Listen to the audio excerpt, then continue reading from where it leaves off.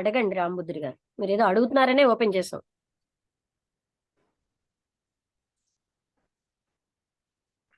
రాంబుద్రి గారు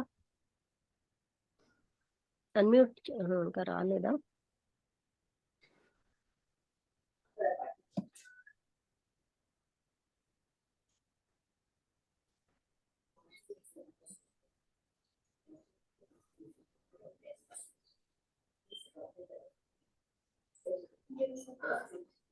మాట్లాడండి రాంబుద్రి గారు, అన్మ్యూట్ చేసుకోండి. అదే మేడం, అంటే మనకు ఆలోచన పరిధి దాటి అవతలకి వెళ్ళడం అనేది చెప్తున్నారు కదా అని అదే లాస్ట్ కు చెప్దామని అనుకున్నాను. అంటే ఎందుకంటే ఎందుకు వెళ్ళాలి అనేది మనకు అవగాహన అవ్వాలి కదా.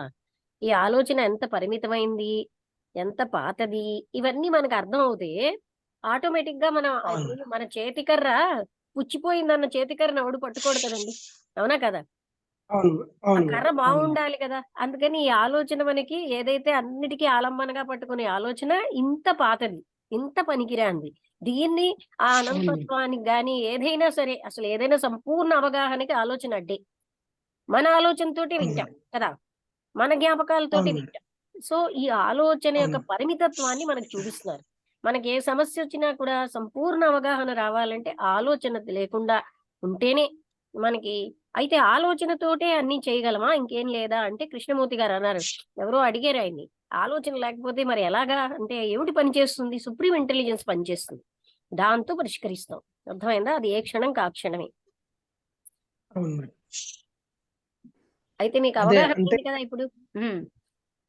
అవగాహన అంటే ఏం లేదు మేడం, ఈ ఆలోచనతోటే అసలు ఆలోచనను వదిలేసే సంగతి అట్లా పోనిచ్చి, ఈ ఆలోచన గందరగోళంలో పడడం వలన ఆందోళనలు, డిప్రెషన్, లేకపోతే ఇంకా ఏవేవో అంటే ఆలోచన మనసుకు సంబంధించి నాకెవరు లేరు, నాకేమిటో బాధలుగా ఉంటాయి, ఇదన్నీ ఆలోచన చేస్తుందండి. ఆలోచన చేసేది ఆలోచనతో. అవును మేడం, దాన్ని పట్టుకోవడం వలన అంటే జనరల్ గా జరిగే జీవితానికి కూడా ఆటంకాలు చాలా ఏర్పడుతున్నాయి. అసలు ఈ పరిధిని దాటితే, అంటే ఆలోచన యొక్క నిరర్థకత అనేది మనం పరిపూర్ణంగా అర్థం చేసుకోగలిగితే అసలు అంటే ఇంకా జీవితంలో ఏ సమస్యకు గాని దేనికి గాని అంటే ఒక ఆందోళన కానీ ఇట్లాంటివి కూడా హ్యాపీగా జీవించవచ్చు, అంటే నిరంతరం బ్లిస్ఫుల్ స్టేజ్ లో జీవించవచ్చు. అవును మేడం, ఎందుకంటే ఇది పై జీవితమే అనేది అర్థమవుతుంది కదా మేడం. ఆలోచన అనేది దీనికి అసలు వాల్యూనే లేదు. అంటే ఇప్పుడు ఆలోచన అయితే ఎట్లుందంటే, మనం మనం మనం ఆలోచించేంత సీరియస్ కూడా కాదు. ఎందుకంటే దానికి స్టాండర్డే లేదు.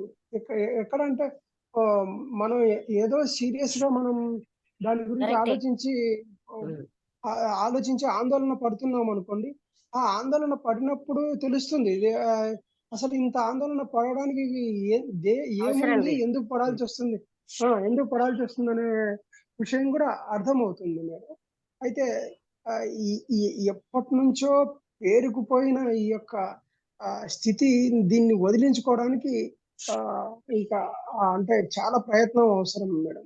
ఆ ప్రయత్నంలో మనం విజయం సాధిస్తే మాత్రం ఇంకా మీరు అన్నట్టు నిరంతర ఆనందం అనేది ఖచ్చితంగా మనిషికి దక్కుతుంది అనేది. ఒకరు అలా ఉండడానికి ఏదో భగవంతుడు ఒకటికి ఇచ్చేసి ఇంకోటి కాదని కాదు, ఈ అడ్డంకులు తొలగించుకుంటే ఆనందం.